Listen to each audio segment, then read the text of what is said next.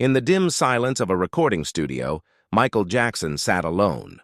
His headphones pressed tightly against his ears, his eyes closed, his body swaying gently as if the music itself were carrying him into another world. This was not rehearsal. This was not preparation for a tour. This was not for the charts, nor for radio. This was for him. What pulsed through the speakers was a song unlike any other he had ever created. He loved it. He called it his favorite. It was complete, recorded, polished, ready, and yet the world never heard it. Why? Why would the man who shared Thriller, Billie Jean, Smooth Criminal, songs that defined generations, keep hidden the one he loved most? The story of this song is not just about music. It's about fear, about betrayal, about a man at war with himself and the world around him. It's about a masterpiece buried in silence, and the choices that silenced it forever. Michael once confessed in an interview, "Some songs are too personal for the world." But what could be so personal that even the greatest entertainer in history refused to let it see the light of day? This mystery has haunted fans for decades. Whispers of the track circulate like ghost stories in the dark corners of music history. Producers speak of it in hushed tones. Insiders hint at its power. Some claim it was his purest work. Others insist it was too dangerous to release, and yet no one can agree on why. Was it perfectionism? Was it fear? Was it betrayal by those closest to him? Or was it something darker, something Michael could never say aloud, except through music he buried away? The vaults where he stored his songs contain thousands of unheard recordings. But only one has become myth. Only one has been called his favorite. And only one remains locked away, as if Michael wanted the silence itself to tell the story. But here's the truth. When Michael hid this song, he wasn't just hiding music. He was hiding a piece of himself, and to understand why, we must step into the shadows of his vault, the obsessions that consumed him, and the betrayals that stalked him. Because this isn't just about a lost track. This is about the price of being Michael Jackson, and the secret he took with him to the grave. But first, we need to enter the vault itself and understand the haunting legend of the song the world never got to hear. Few people outside of Michael's inner circle have ever stepped inside the labyrinth of tapes, reels, and hard drives that make up his secret vault. Within it lies a staggering archive. Over 100 completed tracks and thousands of demos, experiments, and forgotten takes. A musical universe most of us will never touch. Yet among that ocean of unreleased material, one track has become a legend in its own right. Insiders whispered about it for years. They said Michael worked on it with an intensity that even shocked his seasoned producers. They said it wasn't just a song, it was a statement. A part of his soul captured in rhythm and melody. Some claimed it was his most honest work, stripped of the theatrical spectacle that often defined him. Unlike many of the unfinished fragments lying in his vault, this song was complete, mixed, mastered, ready to be released. Michael himself admitted to loving it more than almost anything he had ever recorded. And yet, as album after album passed, Dangerous, History, Invincible, this track was always absent. Fans began to notice the gaps. Whispers grew louder. Did Michael record something so powerful, so revealing, that he couldn't allow it out into the world? There were stories of engineers who caught fleeting glimpses of the track, only to be told never to speak of it again. A producer once claimed the song had the potential to change the way people saw Michael forever. Another hinted that it carried themes so raw, so unfiltered, that releasing it would have been like opening a wound on stage for the world to see. And yet, the song remains hidden. Its absence became its power. Fans scoured leaks and bootlegs, hoping for even a fragment. The internet filled with speculation. Every time a previously unreleased Michael track surfaced after his passing, listeners held their breath, wondering if this would finally be it. But it never was. Instead, the mystery deepened. The song became a ghost, an unseen presence haunting the vault. People didn't just want to hear it. They wanted to understand why Michael had kept it locked away. Because here's the thing. Michael loved sharing music. His career was built on giving everything to the world. And yet with this song, he did the opposite. He chose silence, and that silence raised a question that still lingers. if this was truly his favorite song. Then what force was strong enough to stop him? The answer, as we will see, begins with Michael himself and the curse of perfectionism that shaped every note he ever sang. Michael Jackson was not merely a performer. He was an architect of sound. Every beat, every breath, every moment in his music was designed with surgical precision. He didn't just make songs, he crafted worlds. His perfectionism was legendary. In the studio, he could demand dozens, even hundreds of takes, chasing a single note until it aligned with the vision in his mind. Musicians often left sessions exhausted, their fingers raw, their voices hoarse. But Michael would remain, driven, relentless, chasing an invisible standard only he could see. This obsession wasn't vanity, it was conviction. Michael believed music had a spiritual dimension, that songs could live forever, echoing across generations. And for something to live forever, it had to be flawless. This belief both built his empire and haunted him. For Michael, releasing a song was not simply about hitting the charts. It was about etching a piece of his soul into eternity. Once the world heard it, there was no turning back. Imperfection would outlive him, and he could not bear that thought. So imagine the weight of creating a song he loved deeply, perhaps even more than his global hits. Imagine the pressure he placed on himself. Was it good enough? Was it too raw? Too personal? Would the world understand it or destroy it? Michael had lived long enough to know that the world could be cruel. Every lyric, every melody would be dissected, twisted, reinterpreted. Could he risk that with a song so close to his heart? Perfectionism, then, became not just about polishing notes, it became about protection. Protecting the song, protecting himself, and so he waited. He told himself it wasn't ready, that it needed one more mix, one more session, one more layer. But time passed and the song stayed locked away. Yet, deep down, even Michael must have known that perfectionism alone couldn't explain why his favorite track never saw daylight. After all, he had released songs before that were imperfect in his eyes, songs that still touched the world. No, this silence was heavier. Something else was at play, something deeper, darker, more dangerous than just the curse of perfectionism, because if the truth ended there, then eventually, Michael would have let the world hear it. But he never did, which forces us to ask, if perfectionism didn't silence him, then what did? The answer lies not in Michael's obsession, but in what the song itself may have revealed. Music was always Michael Jackson's safest language. When words failed him, when interviews twisted his meaning, when tabloids tore apart his silence, he turned to melody. His songs became masks and mirrors, revealing fragments of truth without ever saying them outright. But this particular song, the one he called his favorite, was different. It wasn't just a performance. It was confession. Those who claimed to have heard it described something startlingly personal. The lyrics, they say, weren't cloaked in metaphor the way Billie Jean or Dirty Diana were.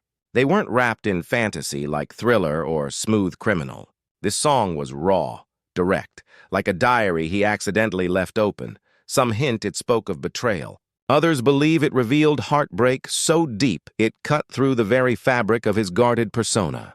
There were whispers that the track carried veiled messages to those who had wronged him, friends who had become enemies, allies who had turned to opportunists. And then there were darker interpretations. Some close to Michael suggested the song contained coded lines about his childhood, about wounds he rarely spoke of, about scars too heavy for the world to see. Michael had often used music to hint at his pain. But here he went further. The walls came down, and that may have been the danger, because for Michael, music wasn't just art, it was exposure. Every lyric was a window into his soul. And when you're Michael Jackson, the most famous man alive, every window becomes a weapon in someone else's hands. He knew that if the world heard this song, critics wouldn't just analyze it. They would dissect it. They would speculate. They would drag his private anguish across headlines, twisting the meaning until it became unrecognizable. The purity of the song would be lost the moment it left his vault, and so he held it back. But still the question lingers. If the lyrics were so personal, why record it at all? Why not simply leave it unspoken? The answer lies in the dual nature of Michael himself.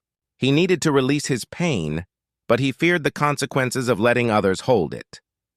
So he did the only thing he could. He gave everything to the microphone, then locked the results away. Some believe this was his true catharsis, the act of recording, not the act of releasing. To him, the song had already fulfilled its purpose. It had taken his suffering, his rage, his confession, and given it form. And yet, there is another possibility, one far more chilling. What if the song was never just about Michael? What if its message threatened others? What if it revealed truths about the industry, about people in power, about forces that wanted certain stories to stay buried? For years, Michael spoke openly about how the music business controlled and corrupted artists. He called it a conspiracy. He warned about executives who silenced voices. He insisted he was being targeted because he would not play by their rules. And if this song contained even a fragment of that rebellion, then maybe it wasn't just Michael who wanted it hidden. Maybe there were others who needed it silenced. And that brings us to the shadow looming behind Michael's vault. A shadow so powerful, so unrelenting, that even the king of pop found himself trapped. Michael Jackson may have been the most powerful entertainer on earth, but even he was not free. Behind the dazzling lights of superstardom stood an industry that thrived on control, contracts, clauses, ownership. A machine designed to profit from talent while keeping the artist dependent. And Michael knew it better than anyone. From the beginning of his solo career, Michael fought for independence. He wanted creative control. He wanted ownership of his masters. He wanted the freedom to release music that reflected his vision. Not just what executives thought would sell, but the industry does not easily surrender power. Michael's struggle with record labels is well documented. He clashed with executives at Epic and Sony, accusing them of exploiting him, manipulating him, and even sabotaging him. He called them out in public, breaking the unspoken code of silence that artists were expected to follow. And yet, behind the scenes, the stakes were even higher. Executives had enormous influence over what could or could not be released. If they feared a song would damage the brand, or worse, expose hidden truths, they had the ability to block it. Even Michael, with all his fame, was not immune. So imagine the threat posed by a song that carried a hidden message. A song Michael loved, but one that might undermine the very system that made him a star. A song too personal, too political, too revealing. Would they allow it to see daylight? There are stories, whispers, fragments, of heated meetings between Michael and his label about certain songs, of executives warning him that the world isn't ready, or this won't be good for you. Some claim he was told directly, if you release this, it will be the end of your career. And Michael, already besieged by scandals, lawsuits, and relentless tabloid attacks, may have realized he was cornered. Perhaps he feared retaliation. Perhaps he feared the industry would twist his song into a weapon against him. Or perhaps he knew that releasing it could ignite a war he could not win. But here's the twist. Michael was not just an artist under contract. He was also a businessman, and he understood leverage. He knew that sometimes withholding something could be more powerful than releasing it. By keeping the song locked away, he denied the industry control. They could not own it. They could not profit from it. They could not dilute its meaning. In silence, the song remained his alone. But there's a darker edge to this silence. Because if the industry feared the song and Michael feared the industry, then what we're left with is a stalemate. A hidden track that became too dangerous for either side to unleash, and so it remains buried. Yet the story doesn't end here.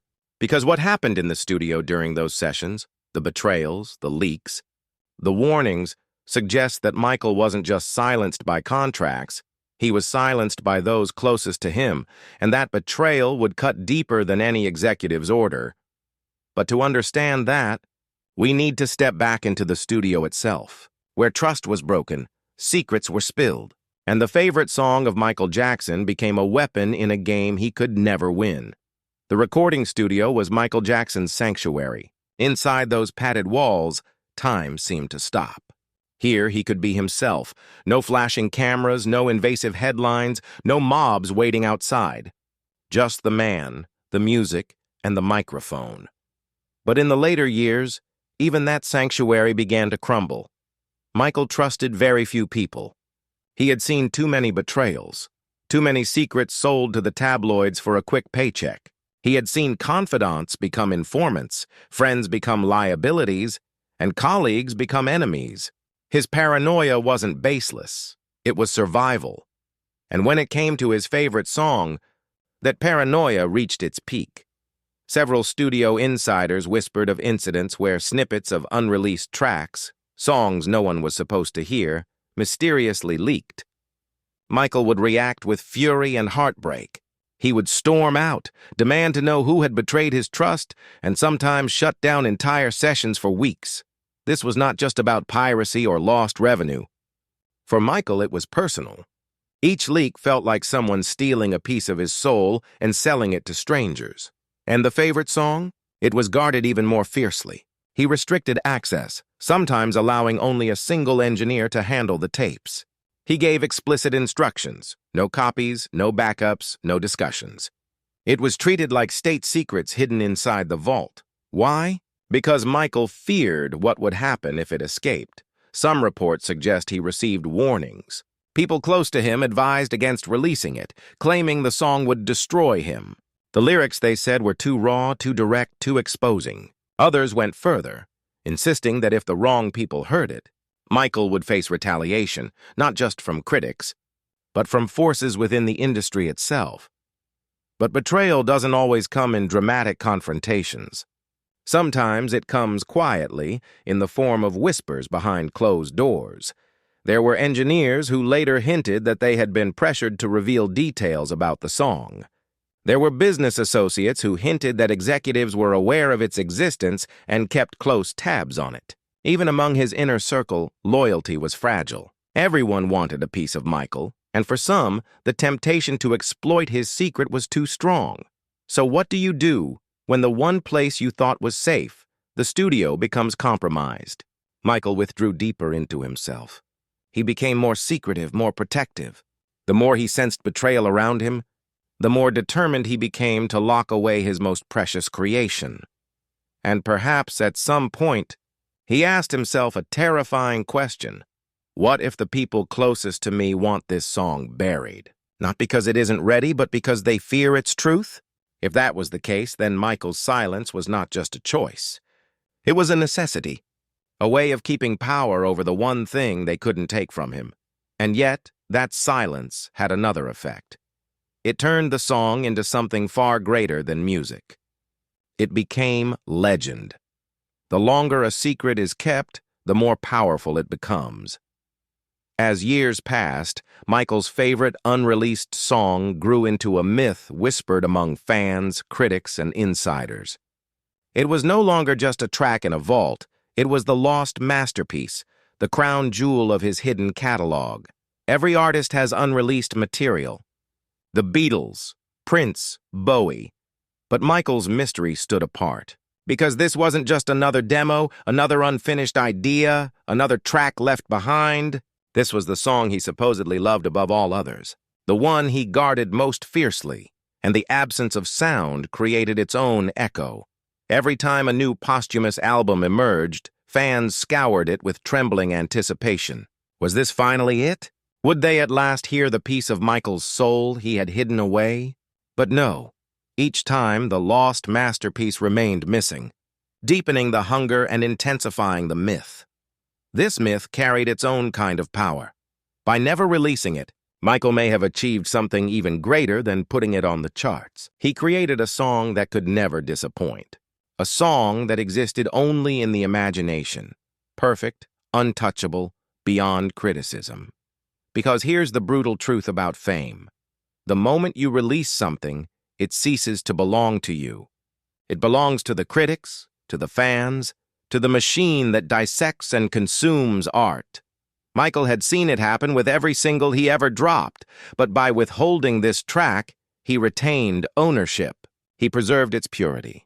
It's possible he even understood this on a deeper level. He may have realized that the legend of the lost masterpiece would outlive the song itself. That silence would create a myth stronger than sound. That mystery would ensure his story was never complete, always leaving the world wanting more. Some believe Michael deliberately cultivated this myth. He hinted at vaults filled with treasures. He teased fans about songs too personal for the world. He knew how to manipulate intrigue, how to keep people leaning forward, desperate for more. But if this was strategy, it came with a cost, because the myth became bigger than him. The more people believed in the lost masterpiece, the heavier the burden of releasing it became. Imagine if, after decades of whispers, the song finally emerged, and it wasn't what people expected. What if it wasn't revolutionary? What if it was simply human, flawed, vulnerable? The disappointment would shatter not just the track, but Michael's own image of it, and so silence became safety. The song could remain eternal, perfect in the minds of those who longed for it, never vulnerable to criticism, never diluted by misunderstanding.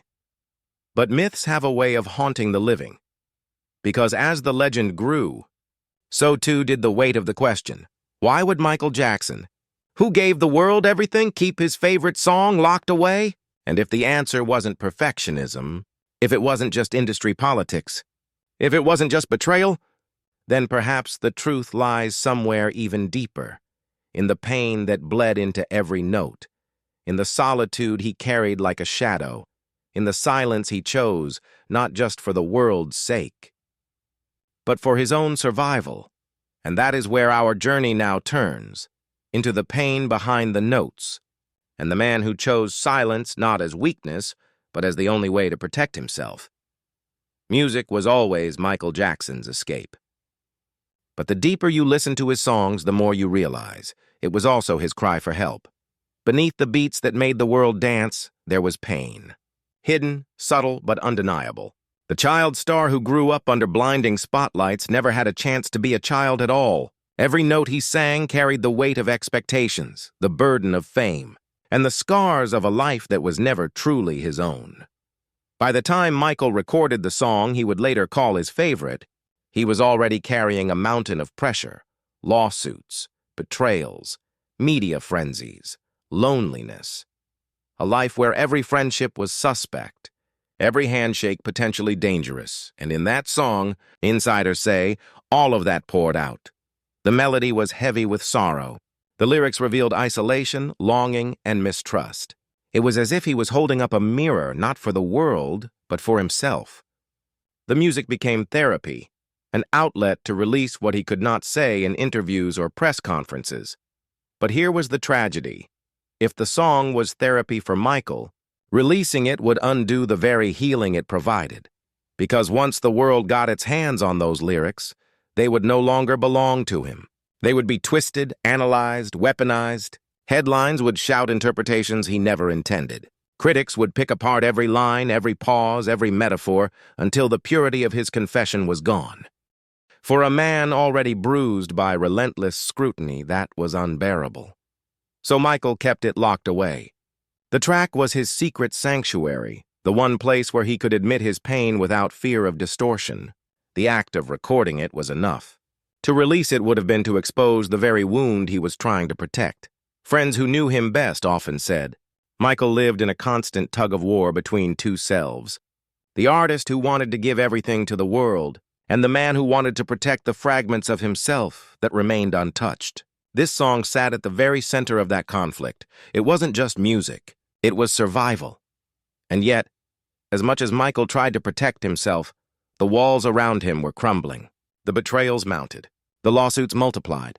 The tabloids circled like vultures. And with every blow, the meaning of that song grew heavier. Some close to him even suggested that by the final years of his life, Michael feared the track itself.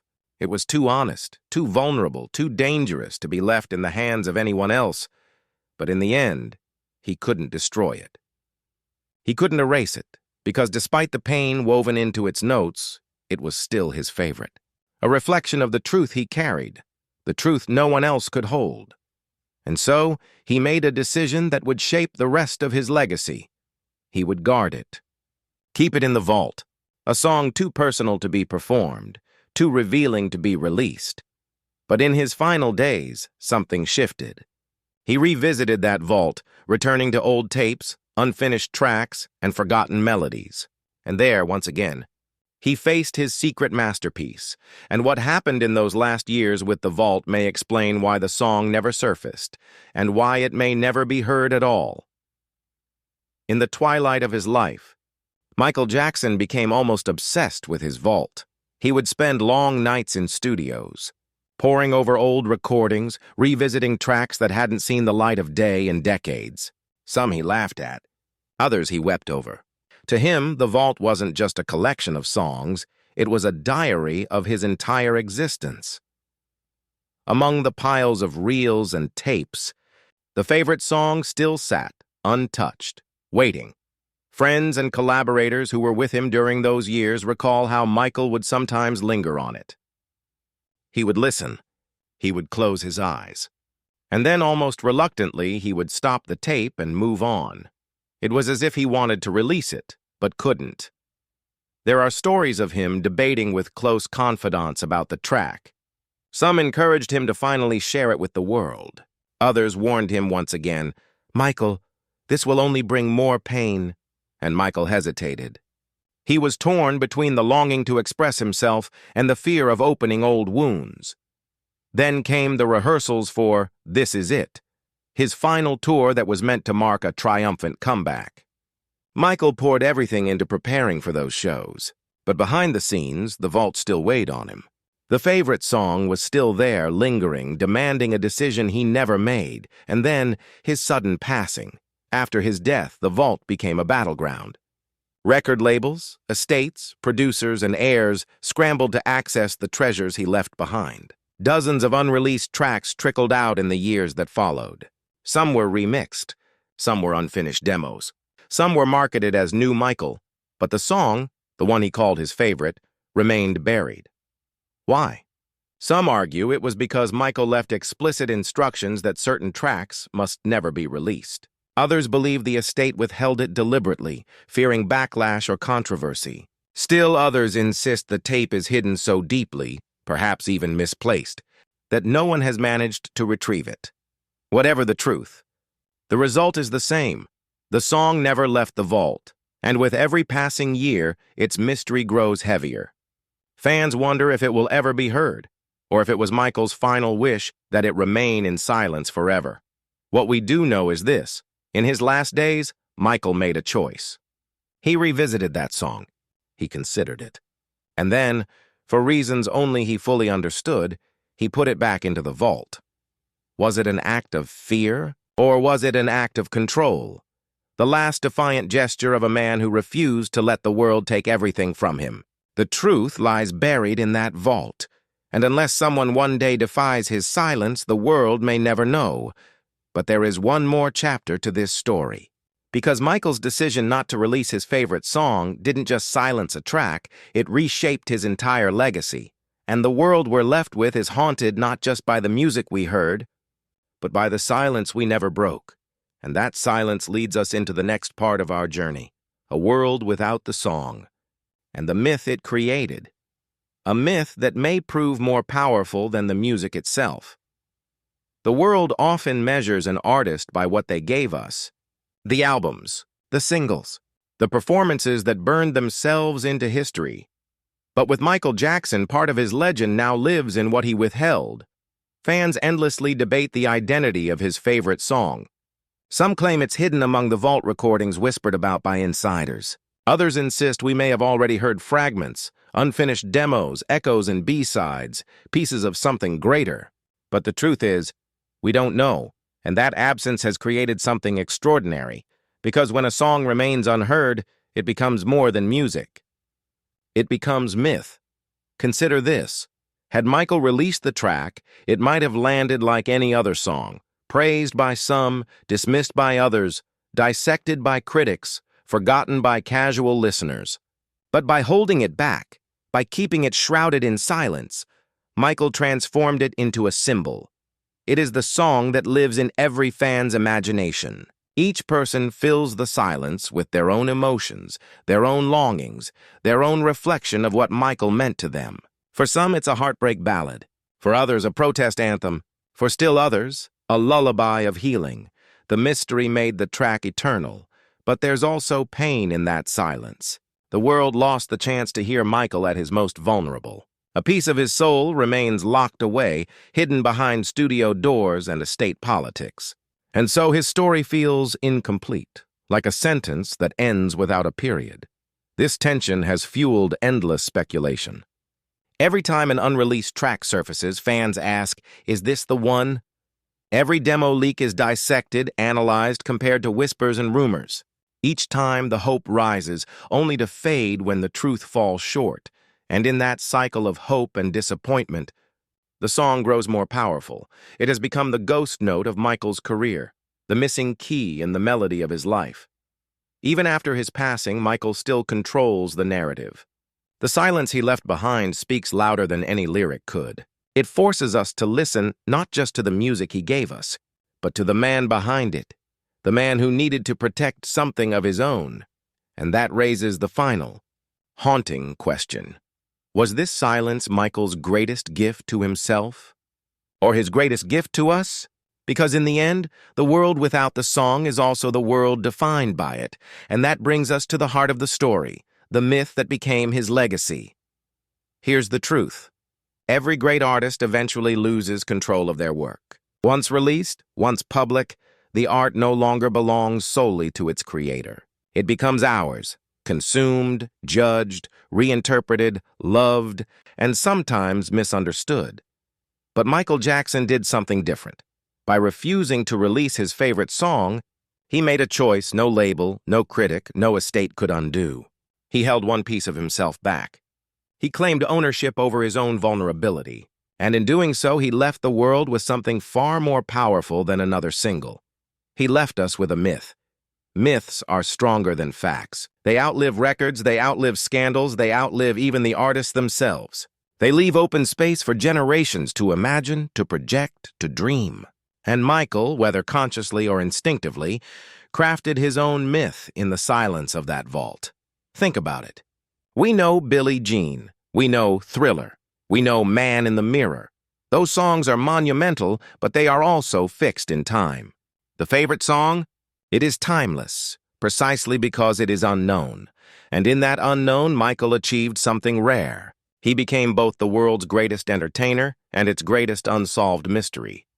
Some believe this was his final act of rebellion against the industry that exploited him, against the tabloids that hounded him, against the world that demanded too much. By withholding the song, Michael told us, "You cannot have everything. Some part of me will remain mine. Others believe it was an act of love." By leaving the song unheard, he gave fans a gift of endless imagination. We will never stop wondering, never stop searching, never stop listening for the song between the songs. And maybe that's exactly what he wanted. Because Michael Jackson's story was never just about music. It was about wonder, mystery, magic, the belief that the impossible was possible, that the unseen was just as powerful as the seen. In life, he gave us soundtracks that defined generations. In silence, he left us a legacy that will haunt generations to come. The favorite song may never be heard. Or maybe one day it will emerge, pulled from the vault by forces beyond his control. But whether it stays locked away or finally surfaces, the truth remains. Michael made the choice. Michael kept the silence. And that silence may be the most powerful note he ever sang. So when you think of Michael Jackson, don't just think of the music that shook the world. Think of the music he kept hidden. The music that was too raw, too vulnerable, too real for the stage, because sometimes the greatest story isn't in the song you hear. It's in the one you never do.